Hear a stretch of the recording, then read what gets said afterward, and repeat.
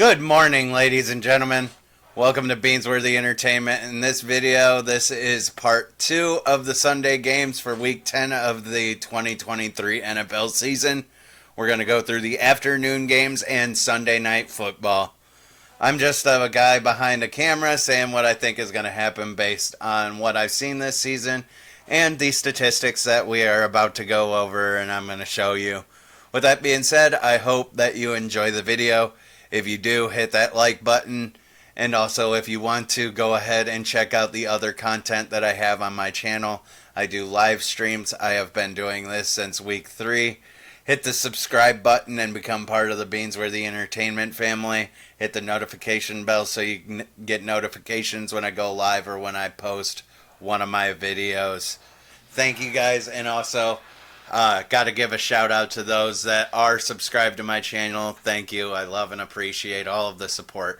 Be kind and respectful to others, and most of all, be kind and respectful to yourself. You're the number one person in this world. Nobody matters more than you do. Let's go ahead and let's get into the afternoon games here, and the first one that we got set up for you.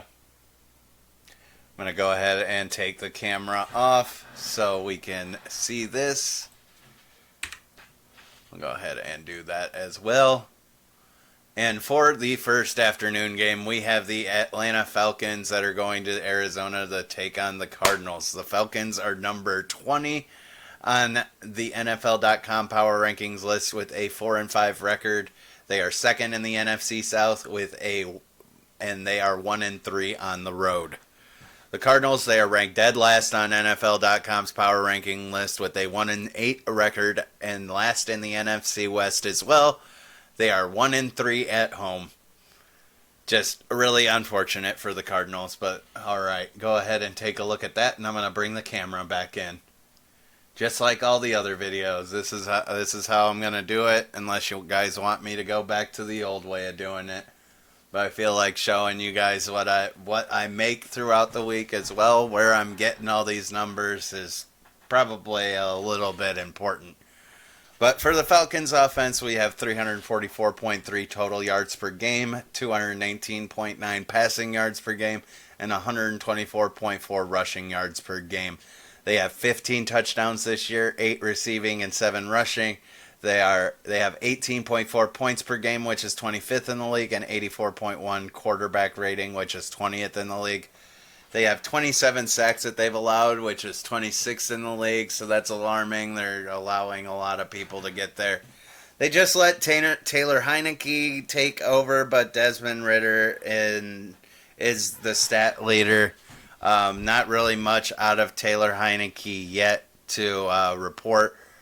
The Falcons offense, though, they got 7 interceptions and 9 fumbles. And the other ones that are still active and starting, I mean, Desmond Ridder could come back, so I'll say him as well. Desmond Ridder, Bijan Robinson, and Drake London. Ridder, he has 157 completions on 240 attempts, 1,701 yards, 6 touchdowns, and 6 interceptions. Bijan Robinson has 103 carries, 517 yards, but only 1 touchdown on the year. Drake London, he has 37 catches, 438 yards, and 2 touchdowns. So, I could see where this offense could definitely be better. The head coaching is coaching in general is questionable on this side, and the usage of their skill players that they have.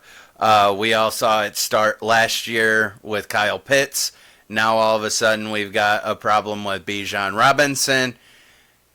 It's just completely baffling, and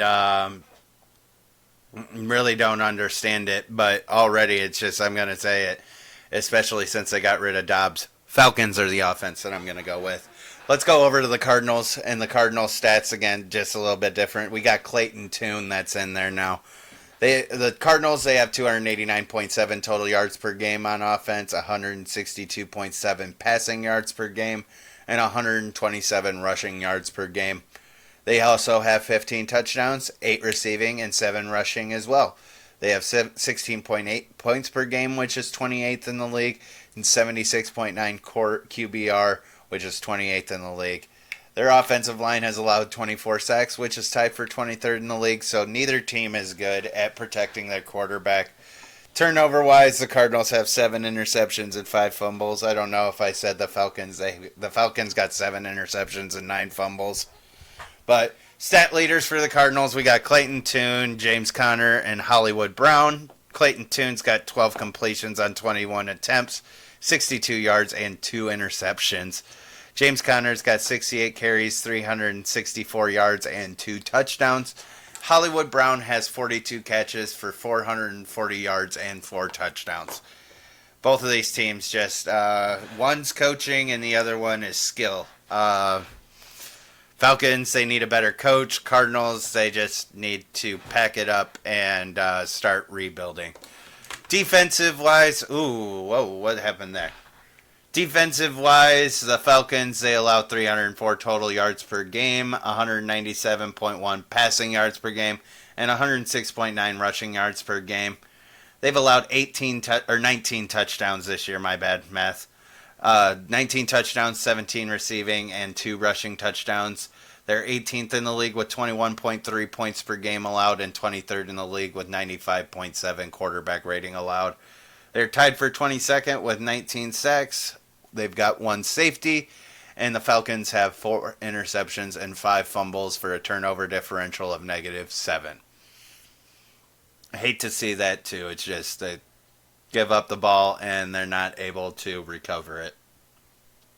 Sorry guys, I bit my lip and now all of a sudden I've got a cut on the inside that's healing and it's all swollen. And it's just getting in the way. But over on the Cardinals side, they allow 352.4 total yards per game, 223.8 passing yards per game, and 128.7 rushing yards per game. They've allowed 26 touchdowns this year, 14 receiving, and 12 rushing. They are 27th in the league with 26.7 points per game allowed and 30th in the league with 102.3 quarterback rating allowed. They are tied for 10th, though, with 25 sacks. They've got 5 interceptions and 5 fumbles on defense and 1 fumble that has been recovered for a touchdown. Falcons defense is better, and this leans towards the Falcons severely. Even though the Cardinals turnover differential is -2, I don't believe that that's going to save them. And I know that I said Younghoe Koo for fucking the Texans, and Younghoe Koo is for the Falcons. Kiami Fairbairn is the Texans. I apologize for that. My bad. Gonna go ahead and keep it going though. But Younghoe Koo, he is 20 for 21 on field goals and 12 for 13 on extra points. He has 72 points this year. The Cardinals kicker, he is 14 for 16 on field goals and 9 for 10 on extra points. They have 51 points from him. Schedule-wise, the Falcons have lost to the Lions, Jags, Vikings, Titans, and Commanders. They've beat the Panthers, Packers, Texans, and Buccaneers. So, couple of teams that they should have beat in there. Couple of teams that could have beat them, but they ended up walking away from the win. So, good for the Falcons this year so far on their schedule. It could be better, but from looking at how the teams are going this year, it's not really surprising looking at that schedule and the results of the games. Over on the Cardinals side, they've lost to the Commanders, Giants, 49ers, Bengals, Rams, Seahawks, Ravens, and Browns. And the one win they have was the one that I think that was just a fluke. That was against the Cowboys. Yeah. They've only got one win this year, honestly. They could be winless in my eyes. But ESPN's got the Falcons favored, and so does Vegas. The over-under is 43.5, and the Falcons are favored by 2.5. I like that the Falcons are favored. I believe I've got the Falcons favored in my head as well, and just going to be... I feel like this is going to be a defensive game, and we might see a lot out of the Falcons, but I'm not really quite sure. I'm going to go ahead and give the Falcons 24 and the Cardinals 10. Lock that in. 24-10, the Falcons win on the road against the Cardinals. Next game that we got the Lions going against the Chargers. Let me knock off this camera for you so you can go ahead and pause that and look at the numbers. I did not even get the points per game, and what happened there? I'll have to go over and grab that.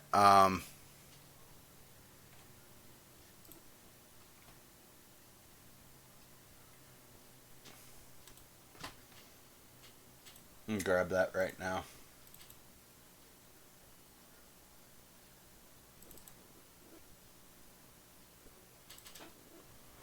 We'll go here.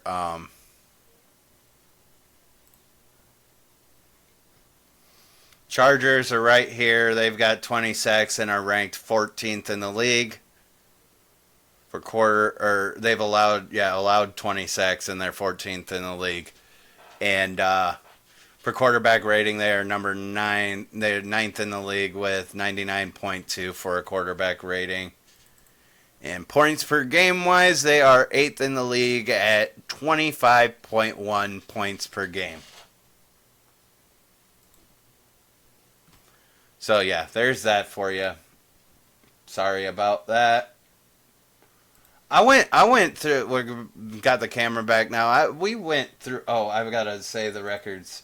Sorry about that. I went through these, and I don't know if something happens when I transfer it over to a PDF or something. I don't know.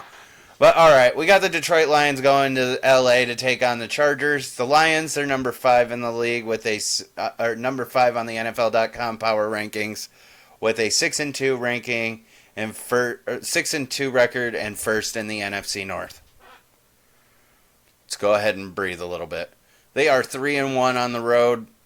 That's good. Going to LA to take on the Chargers. The Chargers, they are number 16 on the NFL.com power ranking list with a 4-4 record and are second in the AFC West.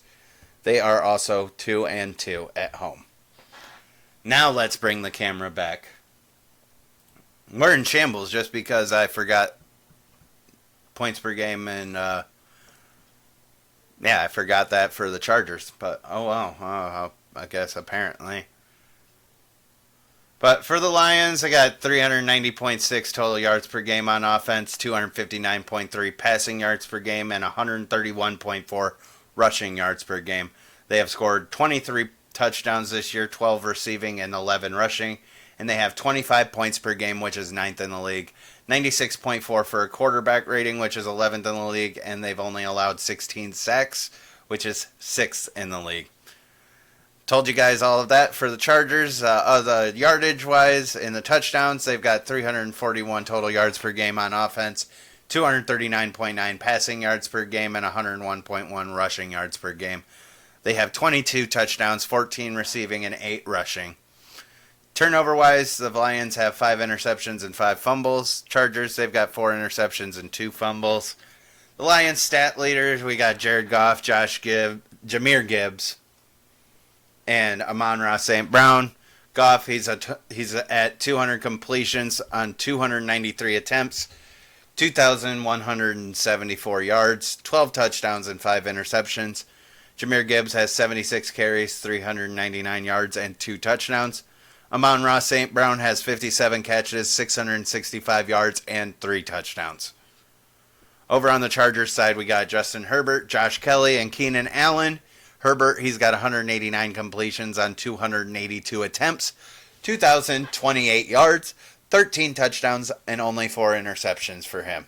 Josh Kelly, he's got 74 carries, 323 yards, and 2 touchdowns. Keenan Allen, he has 62 catches, 720 yards, and 4 touchdowns. Again, 720 yards, not 729. I'm going with the Lions offense on this one. The Lions are better in my eyes, and that's just points per game, yardage, just all around better team. Defensively, the Lions allow 296.9 total yards per game, 220.1 passing yards per game, and 76.8 rushing yards per game. They are second in the league when it comes to stopping the run, right behind the Eagles. They have allowed 17 touchdowns this year, 11 receiving and 6 rushing. They have allowed 20.6 points per game, which is tied for 14th in the league, and allowed an QBR of 84.5 from the quarterbacks. That is tied for 11th in the league, so not so bad there. They have 21 sacks, which is tied for 17th in the league. And turnover-wise, the Lions have 7 interceptions and 3 fumbles. One of those interceptions has been returned for a touchdown, for a pick six. Over on the Chargers defense side, they allow 375.8 total yards per game, 286 passing yards per game, and 89.8 rushing yards per game. They've allowed 20 touchdowns this year, 12 receiving and 8 rushing. They're 21st in the league with 21.8 points per game allowed, 24th in the league with 96.6 quarterback rating allowed, but they got 31 sacks and tied for second in the league when it comes to sacks for quarterback pressure. Turnover-wise, they got 6 interceptions and 9 fumbles. So, like I said, they're tied with the Bengals for turnover differential, and they get pressure to the quarterback. The Lions, they're even for their turnover differential. Their kicker is 11 for 13 on field goals, 23 for 23 on extra points. That's 56 points for their kicker. And the Chargers, they've got 13 for 14 on their field goals from their kicker and 22 for 22 on extra points. That's 61 points from their kicker in LA on the Chargers side. And the Chargers also have 1 punt return for a touchdown. Again, defensively, I'm going with the Lions, and I'm going with the Lions even though that they're on the road. Vegas has the Lions favored. ESPN, you can see here, has the Chargers favored. Schedule-wise, the Lions have only lost to the Seahawks and Ravens. They've beat the Chiefs, Falcons, Packers, Panthers, Buccaneers, and Raiders. So that's been a good year for them. That Ravens loss was tough to watch, but the Chargers, they've lost to the Dolphins, Titans, Cowboys, and Chiefs. They've beat the Vikings, Raiders, Bears, and Jets. So not really any spectacular wins that are there. Vegas has the over-under at 48.5, and the Lions are favored by 3. I don't think that it goes over. I don't think that it goes over that. I think the Lions get like 31 to 17. Is that 38, 48? Yeah, that's right underneath of it. Let's go ahead and lock that in. The Lions win 31 to 17 in LA. Cause yeah, I've got that one's just like an easy one. Not much to go through. Goff's been doing good. Amon-Ra has been dealing with stuff, but he still ends up playing the game. Turnover differential might be in the Chargers side, but I don't see that being a factor in this game at all. Watch me go ahead and eat my words, though. Let's get on. We got 3 more games. We got 2 more afternoon games left, and then Sunday Night Football. Let me get this camera out of your way so you can go ahead and see this, and you can go ahead and pause if you would like. This is the bulk of the stats. This is what matters most. But this game, we got the Giants going to Dallas to play the Cowboys. And the Giants, they are ranked number 30 on the power rankings list on NFL.com with a 2-7 record and last in the NFC East. They are also 1-4 on the road. The Cowboys, they are number 8 on the NFL.com power rankings list with a 5-3 record. They are second in the NFC East, right behind the Eagles. They have a 3-0 record at home. They have not lost yet, and I don't see them losing to the Giants at all. We got Tommy DeVito that's going to be starting that had, I think it was like 15 for 20 and 200 yards, couple touchdowns and an interception in the last start. But he's going to be starting again. Sorry, I don't have the stats for him. But let's get into the numbers. The Giants on offense, they have 268.9 total yards per game, 155 passing yards per game, and 113.9 rushing yards per game. They've only got 9 touchdowns this year, 5 receiving and 4 rushing. They are worst in the league with 11.2 points per game and 29th with 76.6 for a quarterback rating. They also have allowed the most sacks in the league with 49 sacks through 9 games. That is crazy. Turnover-wise, they've given up 8 interceptions and 4 fumbles. And for stat leaders, we got Saquon Barkley and Darren Waller. Barkley, he's got 126 carries, 502 yards, and 1 touchdown. Waller, he's got 36 catches, 384 yards, and 1 touchdown. Just bad. The Giants are bad. They're down bad. Daniel Jones, I was hoping that there would be something that ended up being good about him this year. But no, it's just bad, bad, bad. You're paying Jones a shit ton of money. There's nothing that you can fucking do about it. Good luck trying to find someone that's going to want a contract like that with the skill level that Daniel Jones has. Down bad. Moving on to the Cowboys. On offense, they have 346.5 total yards per game, 234.9 passing yards per game, and 111.6 rushing yards per game. They have 18 touchdowns this year, 13 receiving and 5 rushing. They are third in the league with 27.5 points per game and 7th in the league with 100.1 quarterback rating. They have allowed 23 sacks, which is 22nd in the league, and a little concerning there. Turnover-wise, they've given up 5 interceptions and 3 fumbles. But that's still kind of middle of the road. Could be better, but could be worse.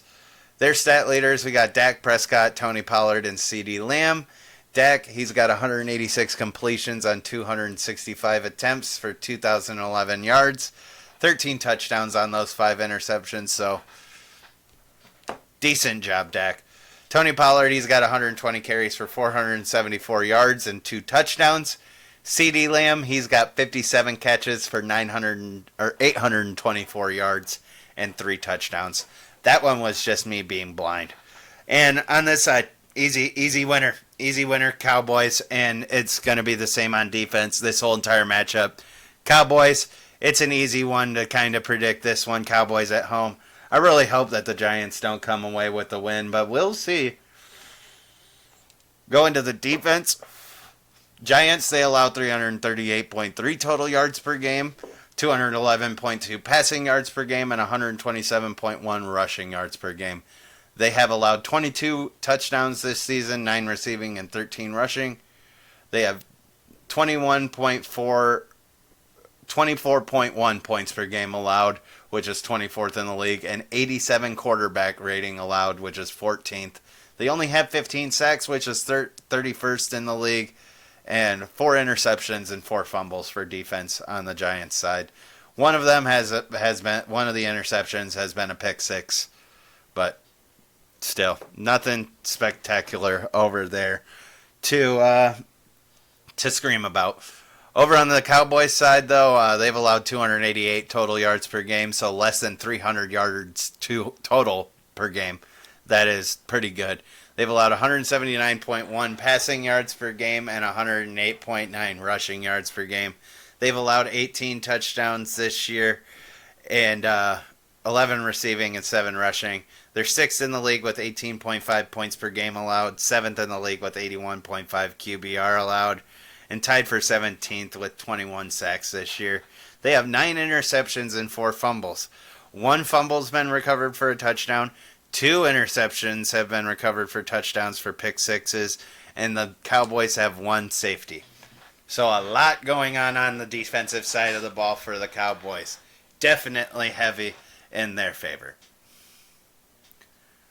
Turnover differential for the Giants, -4. Cowboys +5. Just more stuff that's in the Cowboys' favor. The Giants, their kickers 11 for 17. Just 65% on field goals.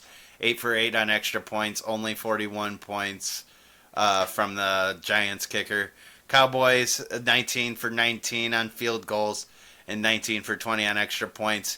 He's got 76 points this year. So doing really good over there. Schedule-wise, the Giants have lost to the Cowboys already. They've also lost to the 49ers, Seahawks, Dolphins, Bills, Jets, and Raiders. The only games that they've won is against the Cardinals and the Commanders, and nothing about that special. The Cowboys, they fluke lost to Arizona. They lost to the Niners and the Eagles, so I can understand those. They've beat the Giants, Jets, Patriots, Chargers, and Rams. They really haven't beaten a good team yet, so let's go ahead and wait to see if that ever happens for the Cowboys. But ESPN's got the Cowboys heavily favored, and this is probably one of the bigger spreads that I've seen this year so far. Or numbers wise from Vegas. The 39.5 is the over under, and the Cowboys are favored by 17 points. I don't know if I'm gonna put it at that, but we'll go ahead and yeah, I mean, get over that, get the over on that. I don't 39.5. No, I mean, I'm thinking like 24-6. I don't even see the Giants getting a touchdown. Well, let's lock that in. 24-6, the Cowboys win at home over the Giants. Only a couple more. We got one more afternoon game, and then we can get to the Sunday night football game, everybody. My camera's just been off.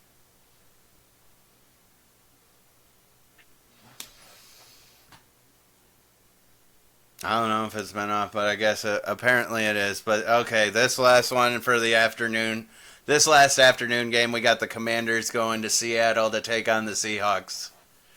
The Washington Commanders, they are number 26 on the NFL.com Power Rankings list with a 4-5 record and are third in the NFC East. They are 3-2 on the road. So, I mean, 26 is kind of ridiculous for that much of that record and everything. I feel like there's other teams that should be below that. But, oh well. Seahawks, they're number 12 on the NFL.com Power Rankings list with a 5-3 record. They are second in the NFC West and are 3-1 at home. Go ahead and check that out, and let's go ahead and let's bring the camera in. I don't know if I didn't click it, or maybe I did and it was there. I just didn't notice. But yeah, let's go ahead and break down these numbers. We got a couple more games left, and then we can get you on to football so you can enjoy the Sunday. And you don't have to listen to me anymore. But the Commanders on offense, they have 332.1 total yards per game, 242 passing yards per game, and 90.1 rushing yards per game. They have 21 touchdowns, 14 receiving, and 7 rushing.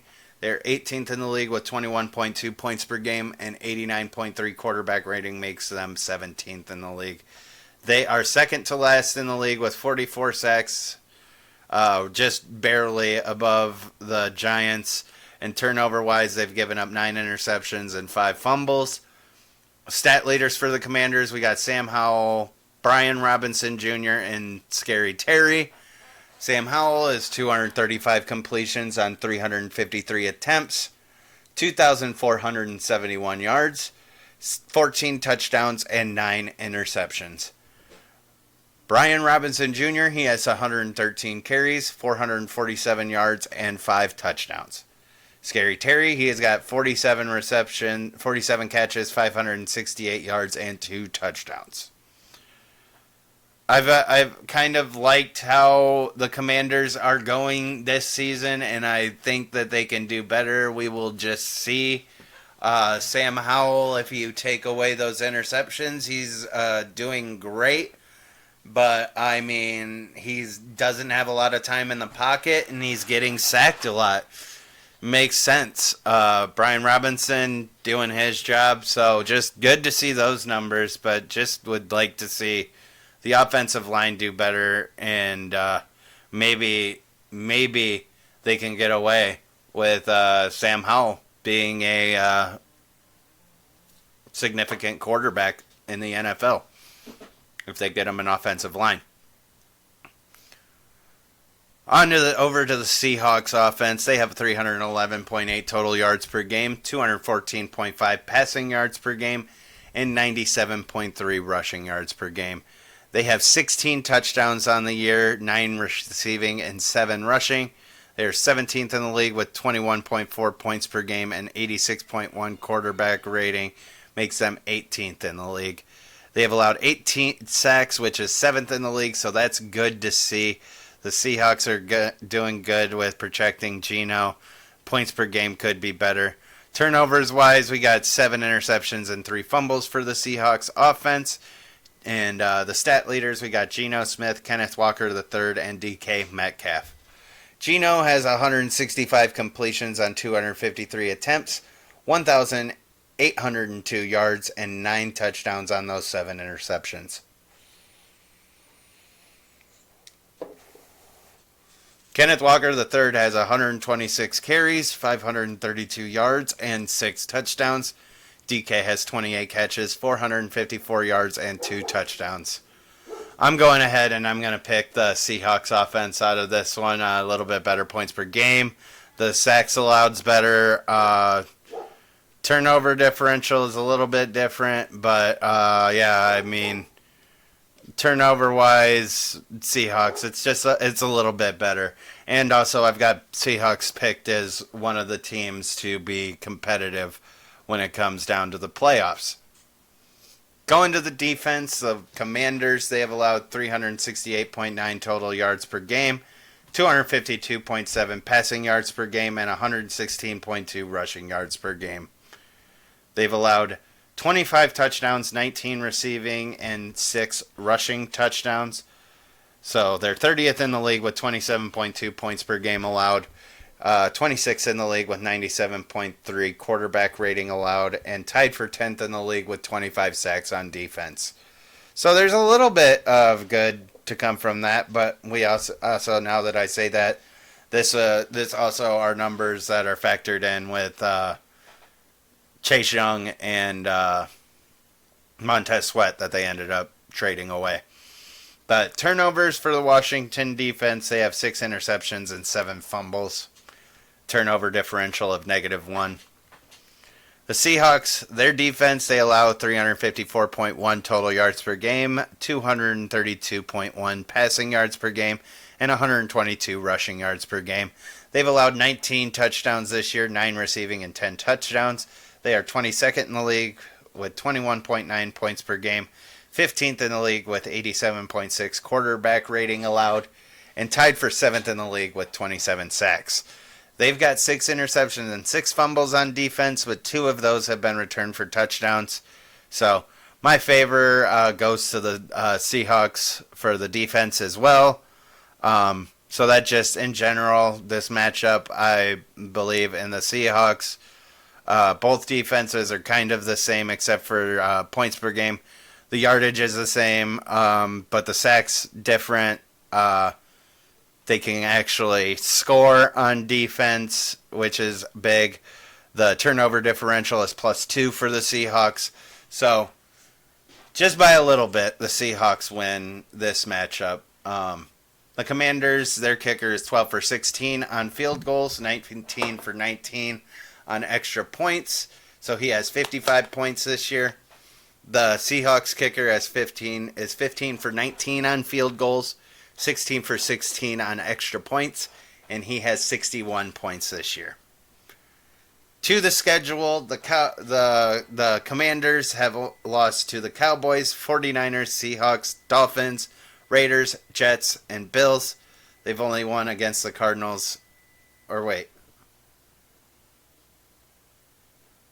What ended up happening there? They're not playing themselves. Oh my God. I deeply apologize to people for this today. Let's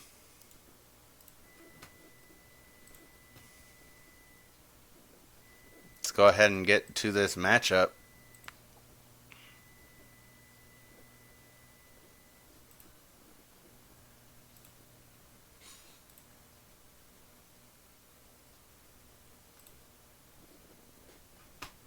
All right, there's Washington. That just didn't.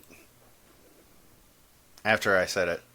All right, there we go. Washington, they've lost to the Bills, Eagles, Bears, Giants, and Eagles. So, questionable about the Giants and Bears, but they beat the Cardinals, Broncos, Falcons, and Patriots. Yeah, they just beat up on a bunch of bad teams. So, questionable there. Seahawks side, they've lost to the Cardinals, 49ers, and Eagles. But they beat the Giants, Jets, Patriots, Chargers, and Rams.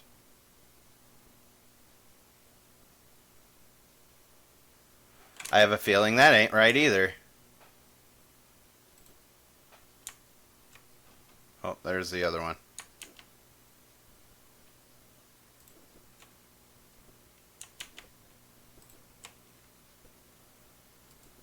Excuse me, everybody, while I fix myself. Correct myself, I mean.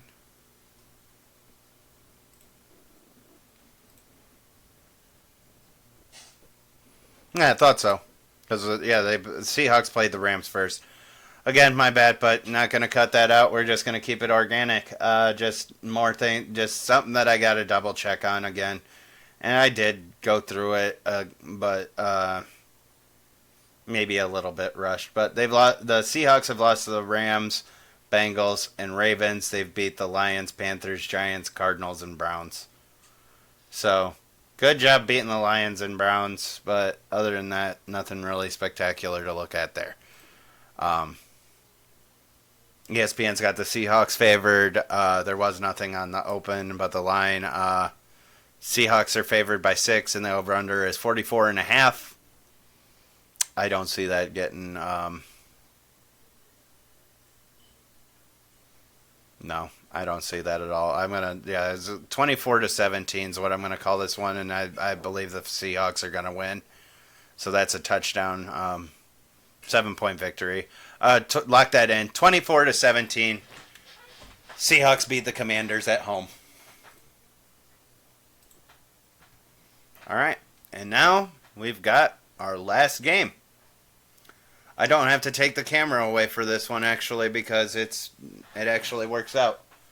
I'll have to figure this out so I can have it this way. But it's my first time going over everything. First week of going through everything like this. Eventually, it'll get better. But for this matchup on Sunday Night Football, we've got the New York Jets going to Las Vegas to take on the Raiders. We definitely could have asked for a better game, but already knowing how the defense has been going for the Jets, I've got the Jets on the favored in this one, in my mind. But the Jets are number 18 on the NFL.com power ranking list. With a 4-4 record, they are third in the AFC East and have a 2-1 record on the road. The Raiders, they are number 25 on the power rankings list with a 4-5 record, and they are third in the AFC West and 3-1 at home. The Jets offense, they have 272.9 total yards per game and 169.5 passing yards per game, 103.4 rushing yards per game. They only have 8 touchdowns, though, this year, and they are 30th in the league with 16.5 points per game and 30th in the league with 75.2 quarterback rating. They're also down there with the rest of the teams that are bad at allowing sacks. They've allowed 32 sacks, which is 30th in the league. Turnover-wise, they have 5 interceptions and 8 fumbles. Middle of the road, honestly, there. Their stat leaders are Zach Wilson, Breece Hall, and Garrett Wilson. Zach has 160 completions on 267 attempts, 1,600 yards, 5 touchdowns, and 5 interceptions. So his touchdown to interception ratio is dead even. Hall, he's got 94 carries for 493 yards and 2 touchdowns. Wilson, he's got 46 catches for 549 yards and 2 touchdowns. Let's go over to the Raiders. In the Raiders, they have 275.6 total yards per game on offense, 199.4 passing yards per game, and 76.2 rushing yards per game. They have scored 15 touchdowns this year, 8 receiving and 7 rushing. They are 27th with 17.3 points per game, and 74.1 quarterback rating puts them at 31st. The offensive line, though, is at 22 sacks allowed, so that's tied for 18th. They're kind of middle of the road, but when it comes to turnovers, they have allowed 13 interceptions and 3 fumbles for turnovers. Their stat leaders, we got Aiden O'Connell that's going to still be starting, Josh Jacobs, and Devontae Adams. Aiden O'Connell has 522 yards, 1 touchdown and 2 interceptions. His quarterback rating is 19.7. I didn't have time to get the completion rating. And another thing, just I had a busy week, but Josh Jacobs has 159 carries on 506 yards and 5 touchdowns. Devontae Adams has 51 catches, 573 yards, and 3 touchdowns. I don't know who to really take this one. They're completely different stats, and Aiden O'Connell has kind of like been showing signs of doing good. I'm going to go with the Raiders offense on this one. But the Jets defense, they allow 312 total yards per game, 174.8 passing yards per game, and 137.3 rushing yards per game. They have allowed 13 touchdowns this year, 8 receiving and 5 rushing. That is 19.5 points per game allowed, which is tied for 8th in the league. 76.6 quarterback rating allowed, 4th in the league. And 22 sacks, that is tied for 15th in the league. They have 8 interceptions and 5 fumbles on defense, 1 fumble recovery for a touchdown, and 2 safeties for the Jets defense. Their turnover differential is even. On the Raiders side for the defense, they allow 330.9 total yards per game, 192.2 passing yards per game, and 138.7 rushing yards per game. They have allowed 21 touchdowns this year, 11 receiving and 10 rushing. They are 19th in the league with 21.4 points per game allowed and 16th in the league with 88.2 quarterback rating per allowed. They got 24 sacks, which ties them for 13th in the league. And turnover-wise, they also have 8 interceptions, but only 2 fumbles. One of those interceptions has been taken back for a touchdown, and the Raiders also have 1 safety. Looking at that, I picked the Jets defense, and defense does win championships, and they do good at controlling the clock from watching what I've seen in the Jets. You guys could have your own opinion on that, but that's just how I feel.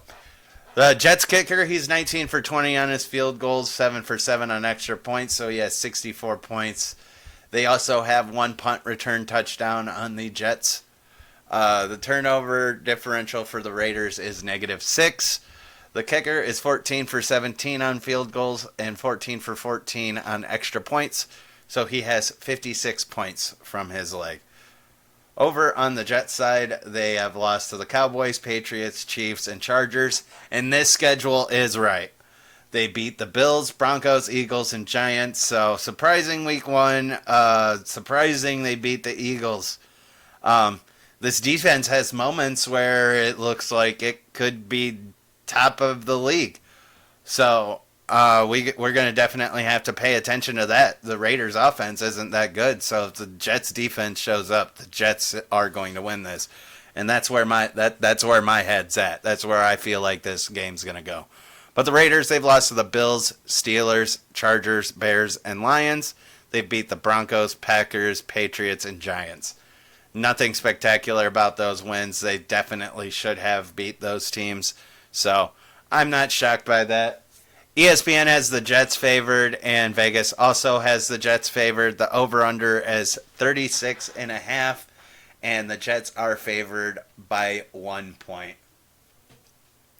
Let's go ahead and get back over here. That's the last game, but for my prediction and everything, I do see the Jets winning this one, but I don't see it getting high of a score, but I do see it getting over that 36.5. So,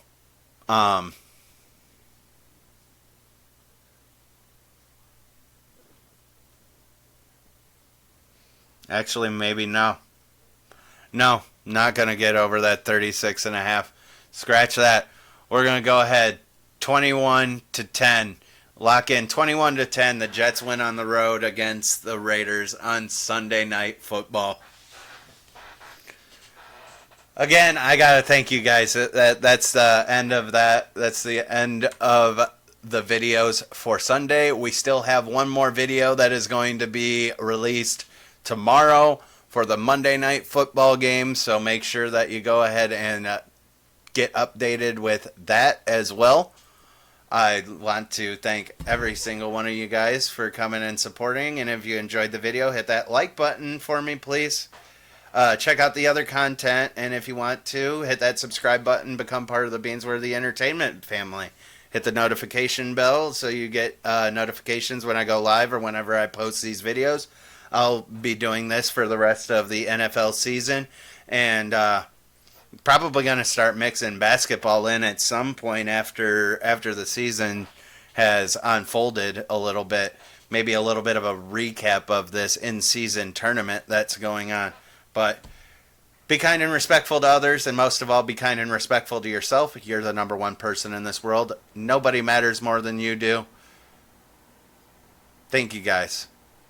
Hopefully everybody enjoys the rest of their day. Hopefully everybody does good in fantasy. And hopefully everybody does good on like FanDuel sports games. Just hopefully everybody has a good day. See you guys next time.